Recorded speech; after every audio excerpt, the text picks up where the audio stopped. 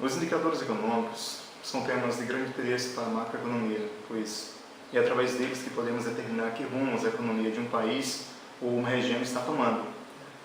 A macroeconomia é o estudo do comportamento agregado da economia, ou seja, das principais tendências da economia no que diz respeito principalmente à produção, à geração de renda, ao uso dos recursos, ao comportamento dos preços, bem como ao comércio exterior.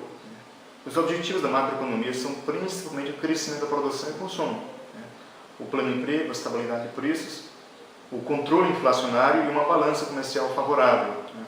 Dentre os principais indicadores macroeconômicos, nós podemos citar o Produto Interno Bruto. O que é o Produto Interno Bruto? Ele é um dos indicadores mais utilizados na macroeconomia, com o objetivo de mensurar a atividade econômica de uma região. O PIB, o Produto Interno Bruto, é a soma do valor de todos os bens e serviços finais realizados em uma determinada localidade, ao longo de um tempo específico, geralmente calculado ao longo de um ano. Esse dado é considerado como o principal indicador do nível de desenvolvimento econômico, pois o seu crescimento significa que as empresas e as pessoas estão produzindo mais e, consequentemente, gerando mais renda. O objetivo do cálculo do PIB é estabelecer uma medição das riquezas que foram produzidas no país a fim de comparar o nível do crescimento econômico com outras localidades e evidenciar possíveis diagnósticos sobre problemas estruturais e financeiros.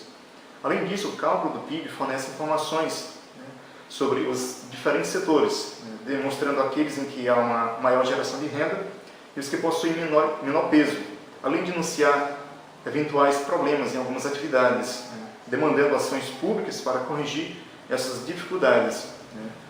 Por exemplo, o PIB de um determinado país cresceu, mas notou-se que o setor industrial teve uma expressiva queda.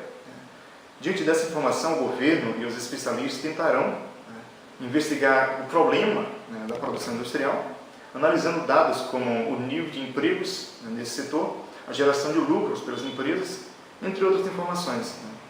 Com isso, haverá a possibilidade de adotar medidas para recuperar a economia e sanar esse problema. Podemos conhecer também, informar também a questão do PIB per capita. O que é o PIB per capita? Nada mais é do que o valor do PIB do país dividido pela população. Assim, segundo podemos comparar, o Brasil, mesmo possuindo uma economia maior, a proporção dessa riqueza em relação à sua população é bem menor do que a de um país europeu como a Suíça, que consequentemente apresenta um melhor padrão de vida. Uma outra coisa, um outro indicador econômico também é o Produto Nacional Bruto, o PNB. O que é ele? E qual a diferença, que diferença a gente pode determinar entre o PNB e o PIB? Essa diferença está no fato de o PIB ser a somatória de todas as riquezas produzidas dentro do território, sem considerar a sua nacionalidade e também sem levar em consideração as remessas advindas do exterior. Por isso fala-se em interno, pois diz respeito apenas ao território do país.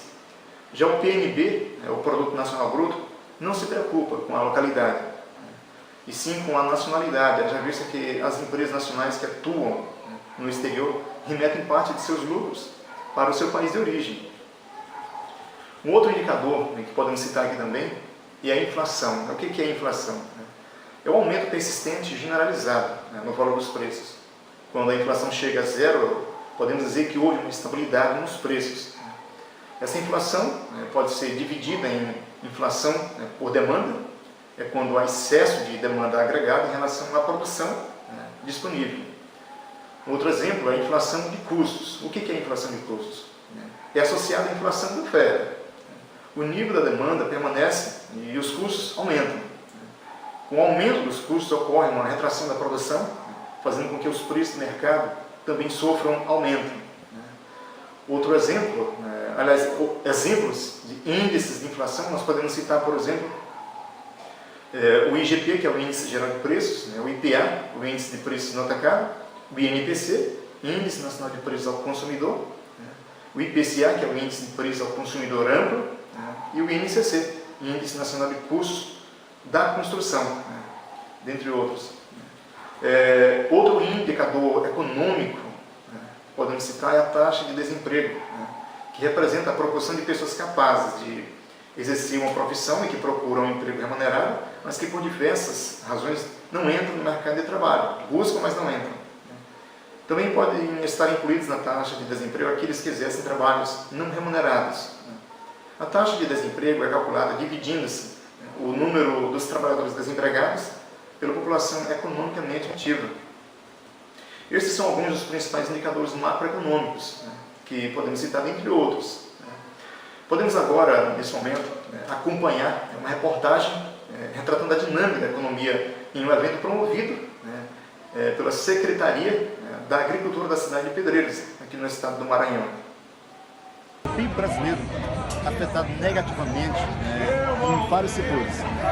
12,7 milhões de brasileiros desempregados.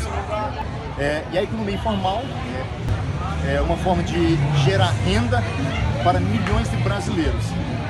Hoje nós estamos acompanhando um evento local, mas que acontece também em outras cidades. Esse é a Feira da Agricultura Familiar, em que os governos fomentam para os produtores locais tanto a geração de renda, bem como a escoação da produção. E a gente sabe que o agronegócio é um setor em que a agricultura familiar está, colocada, teve uma grande participação na composição do PIB brasileiro no ano de 2017. É um fato interessante. Isso mostra a força do agronegócio para a economia do nosso país. Nesse momento nós vamos entrevistar Rodrigo Coutinho, que é coordenador de projetos da Secretaria da Agricultura de Pedreiras. O que significa, o que representa o agronegócio para a economia brasileira? Isso, hoje no Brasil, nós temos como monopólio econômico do nosso país a agricultura, e o agronegócio ele está implantado dentro do nosso sistema econômico. Então, o PIB brasileiro, ele normalmente é movimentado mais de 30% pela agricultura. Então, o agronegócio, dentro de crises, é o único setor que emprega. A gente teve um aumento de 18%, de empregos diretos e indiretos dentro da agricultura, dentro do agronegócio. O agronegócio ele serve muito para a exportação de produtos e venda direta para outros países. Isso aumenta os laços internacionais entre o país, nossa nação, e outros países, tanto vizinhos como também de outros continentes. Além disso, dentro desse evento, nós vemos muitos produtores da agricultura familiar. A agricultura familiar está implantada dentro do agronegócio e aqui nós trabalhamos com eles a parte de produção e a parte de escoamento da produção também. A gente cede maquinários para eles poderem trabalhar e, além disso, a gente realiza feiras e programas onde eles possam escoar a produção deles. Também, dentro da agricultura familiar, a gente pode citar que 70% em média do nosso alimento, da nossa mesa, é proveniente da agricultura familiar e os outros 30% vêm do agronegócio, porque normalmente o agronegócio ele é utilizado para a exportação e geração de emprego e renda com um giro de capital bem maior do que da agricultura familiar, além de representar o pouco que a gente consome na nossa casa. No agronegócio, a inflação ela varia de uma forma, mas não tão radical como na agricultura familiar, porque no agronegócio você tem o custeio de produção e o manuseio de forma mais fácil. Você consegue um sistema de irrigação, você consegue um maquinário para poder trabalhar no campo e aquele produto pode ser produzido em qualquer safra. Já na agricultura familiar nós temos a dificuldade da produção, por exemplo, milho. Nesse nosso período é inviável a produção de milho para o produtor familiar, então isso já aumenta um pouco a inflação desse produto. E também de mais produtos que vão faltar na prateleira, que no caso eles chamam de época. Tem a época do milho, tem a época do limão, e na agricultura familiar isso acontece demais. Mas para o agronegócio a inflação não varia tanto, porque os ciclos de produção que vão fazer que esse produto tenha ou não, eles sempre variam de graminhas para leguminosa. Plantam milho, depois uma soja, depois um arroz, depois um feijão e vai fazendo essa ciclagem para poder reciclar também os nutrientes do solo. E com isso não varia tanto a inflação dentro do agronegócio, mas na agricultura familiar sim. Nós estivemos falando agora com Rodrigo Coutinho, coordenador do projeto da Secretaria de Agricultura da cidade de Pedreiros do Maranhão. Nós agradecemos muito a entrevista. Obrigado. Eu que agradeço, tá bom? Pela oportunidade. Obrigado. Então podemos perceber a importância que o agronegócio tem para a economia brasileira. Eu sou Genial Gustosa, acadêmico do curso de administração da UEMA para o Economia em Pauta.